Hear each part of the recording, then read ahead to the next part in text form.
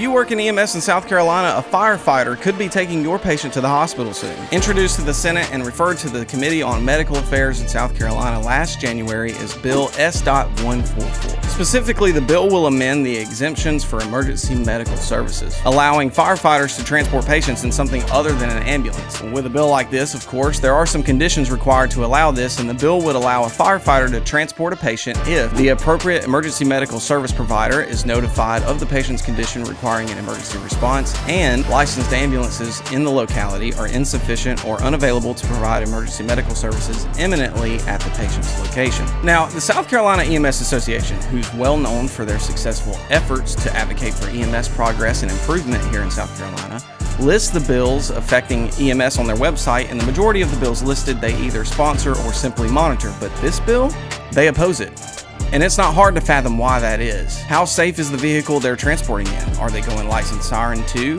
How trained is the firefighter regarding transport? Who would be liable in the event of an accident? And never mind the optics of the premise that our state could be in a condition where an ambulance may not be available in a timely manner. Although, I recall a paramedic here in South Carolina working on a QRV, responding to a pediatric patient. Realizing the patient was very sick, and with the parent's consent and the nearest transport unit being greater than 20 minutes away, they transported the patient to the hospital just 10 minutes, give or take, away from the scene. Parental consent, faster access to care, and positive outcome.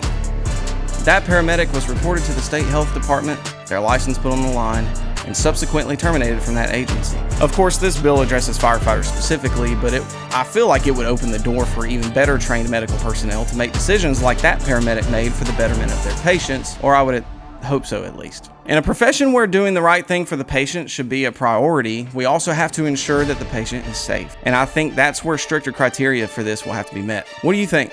If you or a family member were told the ambulance is X amount of minutes away, and a firefighter first on scene offers transport, are you letting them? Follow Paramedia for more South Carolina EMS content.